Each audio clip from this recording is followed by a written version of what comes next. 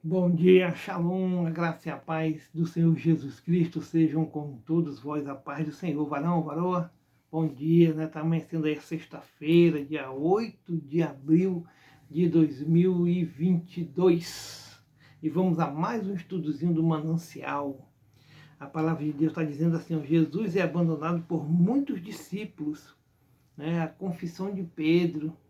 Por exemplo, Jesus, antes do capítulo, do verso 60, ele está falando que ele é o pão da vida, né? Aquele que comer desse pão terá vida eterna, porque realmente ele é o pão da vida. Mas só que as pessoas nessa época aí não entendiam direito o que significava isso, né? E lá no verso 60 e no 54, ele diz assim, ó, quem come a minha carne e bebe o meu sangue tem a vida eterna. Isso aí foi o estopim, né, para todo mundo começar a duvidar dele. Talvez ele tivesse até com problema de cabeça, né? No verso anterior, no verso 51, ele diz assim, ó, eu sou o pão da vida que desceu do céu. Se alguém comer desse pão, viverá para sempre. E o pão que eu der é a minha carne, que eu darei pela vida do mundo. Eles não entendiam, só Jesus sabia o que estava acontecendo, gente, né? E aí muitos abandonaram ele, muitos mesmo. Você vai ver lá no verso 60, Jesus é abandonado por muitos discípulos, né? Muitos, pois, dos seus discípulos, ouvindo isso, disseram, duro é este discurso, quem o pode ouvir? Duro é isso. Sabendo, pois, Jesus em si mesmo que os seus discípulos murmuravam a respeito disso, disse-lhes, isto vos escandaliza? Quer dizer, Jesus está falando assim, vocês caminham comigo e ainda estão duvidando de quem eu sou, né? Os próprios que andavam com ele, a igreja que estava ali congregando com ele, que ele estava começando a sua igreja, o próprio povo ali já estava duvidando dele. Esse povo abandonou, irmão, né? Que seria, pois, se vissem subir o Filho do Homem para onde primeiro estava? Ele estava falando da ressurreição e quando ele voltaria ao céu, né? Como é que as pessoas iam saber, né? Mas ele falou, se vocês vissem isso, será que acreditam? Mesmo assim, ainda será que acreditariam? Né? O Espírito é o que vivifica. O Espírito é o que vivifica. A carne para nada aproveita. As palavras que eu vos disse são Espírito e vida. Olha aí, a palavra que ele está dizendo é Espírito e vida. Se a gente compreender, entender e viver verdadeiramente para Jesus, nós vamos ter vida eterna e vida em abundância, né? É a vida eterna, irmão, vida eterna com Jesus. Nós nascemos para ter vida eterna. Isso aqui é passageiro. Às vezes a gente fica duvidando, como aquele povo de Israel duvidava, né? Uma hora estava na presença de Jeová, outra hora esquecia, outra hora vinha outra geração, abandonava. Irmãos, nós não podemos, irmãos, abandonar Jesus. Temos que permanecer firme, porque Ele é fiel e justo para nos perdoar os pecados e nos aceitar como nós somos, com todas as nossas falhas, nossos defeitos. Quem nos justifica é Cristo Jesus. É Ele que nos justifica a estarmos diante dEle e entrarmos pela porta estreita que é o Cristo Jesus, né? A carne para nada aproveita.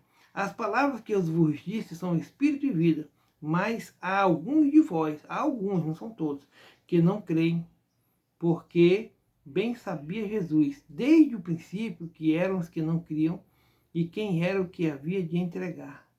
É lógico que Jesus sabia se ele era Deus, ele é Deus encarnado, ele é um Deus que desceu do céu, saiu da sua santidade, do seu trono, para vir nos mostrar o caminho, para vir nos dar o exemplo de como nós devemos ser. Nós temos que olhar para o exemplo de Cristo, irmão. Nós temos que viver para Cristo, com todos os exemplos que Ele nos deu. E dizia, por isso eu vos disse que ninguém pode vir a mim se por meu Pai não for concedido. Todos aqueles que vêm até Jesus é porque o Pai permite, porque o Pai manda. Você que está nos ouvindo, que não tem Jesus ainda como Salvador, ou que está afastado da igreja, volte urgente. E você aceite Cristo como seu único e suficiente Salvador. Vamos viver em novidade de vida. Vamos morrer, irmão. Olha só aqui, ó. Vamos morrer para o mundo. E vamos viver para Jesus. Ele é o autor e o consumador da nossa fé. Entendeu? Você tem que ler a Bíblia, se aprofundar nas Escrituras. Desde então, muitos dos seus discípulos tornaram para trás e já não andavam com ele. Quer dizer, muitos o abandonaram. Então disse Jesus aos 12, os 12 ficaram. Quereis vós também retirar-vos? Fez uma pergunta. Respondeu-lhe, pois, Simão Pedro, sempre Pedro, né? Senhor, para quem iremos nós? Tu tens a palavra de vida eterna. Ele tem a palavra de vida eterna. Pedro sabia, né? Pedro significa pedra, né? Rocha, pessoa que sustenta as tempestades da vida, que tem força para avançar, né? Que não se deixa abalar por qualquer coisa. Está entendendo? Resista, irmão, resista a essas tempestades, né, da vida que vem contra nós, o desânimo, a depressão, né, uma morte, sei lá, uma doença, alguma coisa ruim. Resista, a Bíblia diz que se a gente resistir, o diabo vai se afastar de nós. Resista, meu irmão, permaneça firme na presença do Senhor, permaneça firme. A tempestade uma hora passa. E o pastor aqui na igreja disse que sempre que a tempestade passa, o sol parece que brilha mais forte, mais bonito. Então resista às tempestades que vêm contra você, né? E nós temos crido e conhecido que tu és o Cristo, o Filho de Deus. Respondeu-lhe Jesus, não vos escolhi a vós, os 12, e um de vós é um diabo. É porque Jesus sabia tudo, sabe tudo. Ele sabia que ia ser traído por um dos 12, que era o filho da perdição. E isso dizia ele de Judas Iscariotes, filho de Simão, porque este o havia de entregar, sendo um dos 12. Comia com ele à mesa, sentava com ele à mesa, ouvia as histórias dele, mesmo assim o traiu. Né? Pense bem, reflita na vida que você está levando e procure endireitar-se em nome de Jesus. Seguindo a Cristo. Daquela hora em diante, muitos dos seus discípulos voltaram para trás e deixaram de segui-lo. Dentre os muitos discípulos que seguiam Jesus, alguns o faziam porque gostavam de suas palavras, algumas verdades ensinadas por ele. Contudo, começaram a confrontá-los, deixando-os tão irritados e escandalizados que voltavam atrás e pararam de segui-lo. Quer dizer que a palavra confrontava eles, né? Confrontava. Eles não sabiam que Jesus tinha que ser pregado na cruz e que aquele corpo, aquela carne tinha que padecer. Mas o Espírito vivifica. Glória a Deus por isso.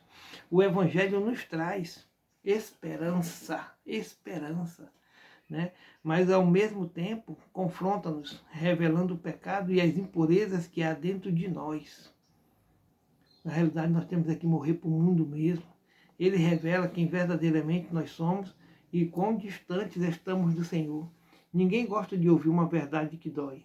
Para muitos, é mais fácil continuar vivendo acomodados no engano a abrir mão de si mesmo para viverem a verdade. É mais fácil abandonar o caminho do que abandonar o pecado. E aí, meu irmão, reflita, pense na sua vida, pense no exemplo que você pode ser para muitas pessoas. E morra para o mundo, viva para Cristo. Né? Deuteronômio, eu falei isso ontem, eu vou repetir, não sei se é 30:19, diz que Deus pôs lá bênção e maldição, vida e morte. E ele ainda diz assim, escolha a vida. Escolha a vida, meu irmão. Os verdadeiros discípulos de Jesus são aqueles que seguem o Mestre de perto, ouvindo suas palavras e colocando-as em prática. Temos que praticar, né, as palavras de Jesus. Eles reconhecem sua verdadeira condição e sabem que não encontrarão a cura que suas almas necessitam em outro lugar. Ainda que sejam confrontados, esmiuçados e quebrantados, eles estão dispostos a morrer para si mesmos, para que Cristo viva neles. Ao sermos confrontados pelo Evangelho, podemos agir das seguintes formas: deixar de seguir Jesus, continuar seguindo à distância e dando ouvido apenas àquilo que nos é agradável, ou nos aproximar cada vez mais dele, sendo verdadeiramente seus discípulos. Qual tem sido a sua escolha? Qual tem sido? Você é um seguidor de Jesus? Está seguindo de longe, está seguindo de perto? Ou está vivendo ali conforme a palavra, conforme os ensinamentos de Cristo Jesus? Viva, meu irmão. Viva para Jesus e morra para o mundo. Esse é o segredo. É difícil, é muito complicado, mas vale a pena. Oremos ao Senhor.